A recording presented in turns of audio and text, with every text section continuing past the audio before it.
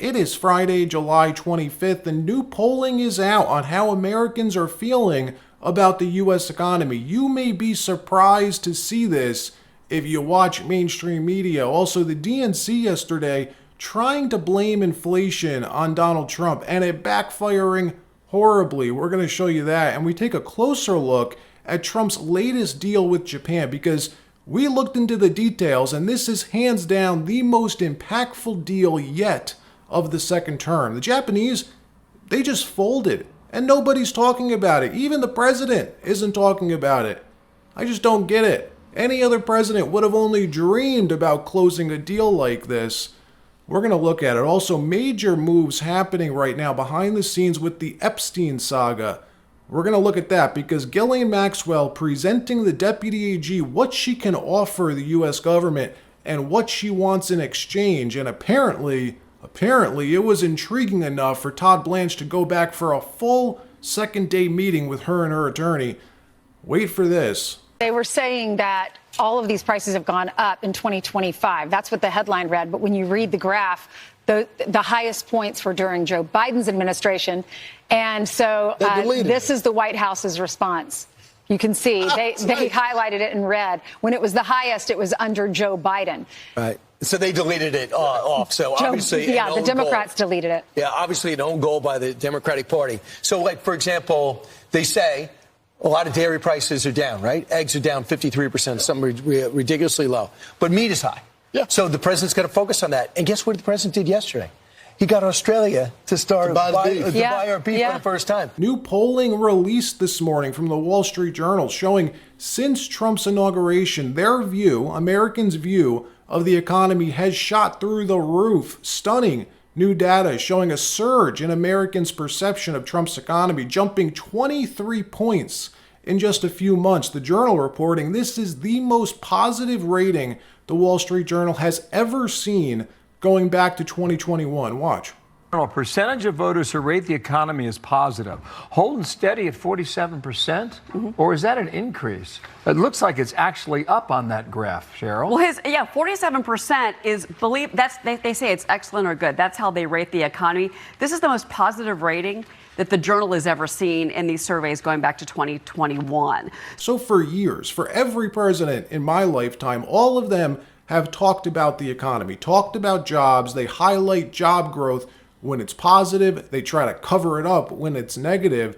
Sometimes you'll see them focus on passing an infrastructure bill or something like that, promising it'll create new jobs across the country. But never, ever, not once have we seen a president focus on doing so many different things, focusing on fixing the structural problems in our trading system, fixing the bottlenecks that prevent real job growth until Donald Trump, who's out there doing all these different things, cutting deals with country after country. We're told he's got a list of 87 countries that he's checking off who for a century have blocked U.S. imports. They don't allow companies, U.S. companies, to import to their country, sell product into their country. Think about this. Just take one industry, the auto industry, for example. U.S. automakers like Ford, like GM, Dodge, they can't sell their vehicles into these countries like Japan and Canada, etc. It's been like this forever. As large as these companies are, as many jobs, good jobs that they provide, imagine if they could sell their products into all of these other markets, 87 other countries. Imagine how many more jobs would be created, how much bigger these companies would get. Well, that's what just happened. Watch. But I just signed the largest trade deal in history. I think maybe the largest deal in history with Japan. And that was done with Japan. They had their top people here, and we worked on it long and hard, and it's a great deal for everybody. I always say it has to be great for everybody. It's a great deal. A lot different from the deals in the past, I can tell you that. But we're doing really well as a country. We're strong. We have a lot of money flowing in. The tariffs are kicked in better than anybody other than me and a few of the people in the room thought could happen, Howard and Scott. And I just want to thank you. You've been unbelievable allies, because you're really allies. That's what you've been, and we appreciate it. Some were very difficult, but you got there. And some were a little bit, they had a little confidence, and they came in early, and we just appreciate everybody. But President Trump closing multiple new trade deals this week, first with Indonesia and the Philippines, both of whom have agreed to pay 19% tariffs on all exports to the U.S. and to open up their markets to U.S. companies. Then comes the big one, Japan. This deal is huge. $550 billion invested here.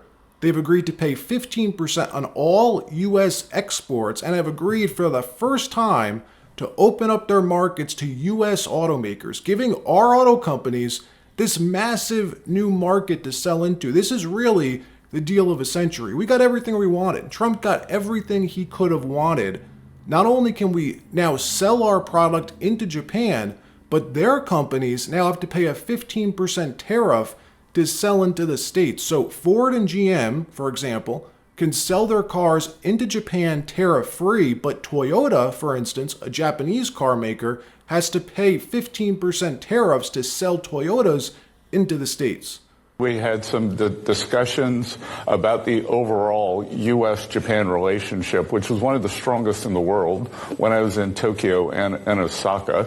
And then we got back. There were elections on Sunday. LDP did slightly better than expected. They don't have a majority. Japanese government was ready to deal. And as only President Trump could do, he brought the Japanese trade delegation into the Oval and had a very fulsome negotiation with them. And I tell you, they're tough negotiators, but President Trump's tougher. And once again, have you ever seen another president do this before? In my lifetime, I can't think of one. He's running the country like a business, a successful business, not just maintaining the status quo, doing what he's told. Let me know what you think about this. Can you name me another president that we've had that approached the job as POTUS this way? The first time I've seen a president in my lifetime actually running the country, understood what it means to run a country. Do you think any of our prior presidents, Biden, Obama, Bush, Kamala, Lord help us, even understood that these problems existed, that they could do something about them? Let me know what you think. Meanwhile, all of this being overshadowed by the continuing, never-dying Epstein saga. The Trump administration getting their act together, though, on messaging here and their plan for how to pursue this developing story. Pam Bondi's deputy, Todd Blanche, wrapping up his second day in a row meeting and interviewing Ghislaine Maxwell. Yes, the deputy AG of the United States meeting personally with Ghislaine Maxwell, having her transported to the courthouse to keep the interviews private, holding them outside of the prison system where she's serving her sentence. And why this is substantive is because Todd Blanche's office, they signaled that he was planning to meet with her one time, just once, get her testimony added to the case file, and wrap this all up. Well, it turns out he didn't meet with her once. Apparently, her attorney was ready on that first meeting 2 days ago and laid out during yesterday's meeting exactly what his client, what Ghislaine, has to offer and what she wants in exchange. It appears whatever it is was valuable enough for Todd Blanche to come back and meet for a second full day. Deputy Attorney General Todd Blanche's meeting with convicted sex trafficker Ghislaine Maxwell has ended. This as critics are calling for more transparency in the Jeffrey Epstein investigation. Welcome back as we head into hour 2 of America Reports. I'm Sandra Smith in New York. And Bill, great to have you here today. Great to be with you as well, Sandra. I'm Bill Malugin in Los Angeles. John Roberts has the day off. That meeting Sandra just mentioned just wrapped up moments ago. Maxwell was escorted back to the prison from the courthouse in Tallahassee. Her attorney said they had a, quote, productive meeting with Blanche, but details of their talks still remain under wraps right now. All right, Fox Team coverage is at the ready. Chief legal correspondent Shannon Bream is live here in New York City, standing by with analysis. But first, let's get to our justice correspondent, David Spunt. He's got the latest from Washington for us. So, David, what else did Maxwell's attorney say? Well, he said a lot. We wish we could be in and hear what was said in the actual meeting. This meeting was a lot shorter than it was yesterday, but this was a 2-day event. The highlight, though, it appears that her team wants a pardon. Watch. We're going to take one day at a time. I know that's very cliche, but it's true because things are happening so quickly. We haven't spoken to the president or anybody about a pardon just yet. And listen, the president this morning said he had the power to do so. We hope he exercises that power in the right and just way.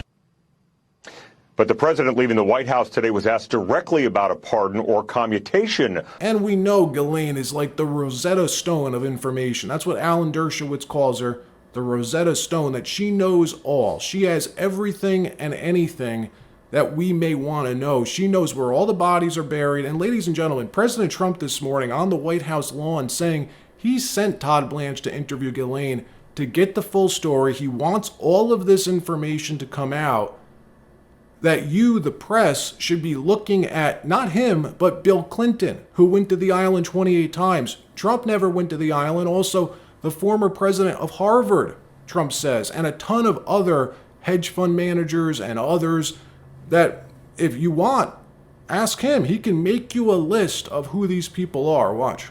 Well, I don't want to talk about that. What I do want to say is that Todd is a great attorney. But you ought to be speaking about Larry Summers. You ought to be speaking about some of his friends that are hedge fund guys. They're all over the place. You ought to be speaking about Bill Clinton, who went to the island 28 times. I never went to the island. Saying you did not write a letter for Jeffrey Epstein's birthday? I don't even know what they're talking about. Now, somebody could have written a letter and used my name, but that's happened a lot. All you have to do is take a look at the dossier, the fake dossier. Everything's fake with that administration. Everything's fake with the Democrats. Take a look at what they just found about the dossier. Everything is fake. They're a bunch of sick people. Where did you see the people laying outside? Right across your... And all I can say is that it's very refreshing that the Trump teams finally got their messaging strategy straight on this. Their strategy's now formed, and they're charging full steam ahead, which is when Trump delivers, right? That's when he delivers the most, when he's on offense. I hate seeing him on defense. All right, that wraps up this episode. Like, subscribe. We'll see you next time.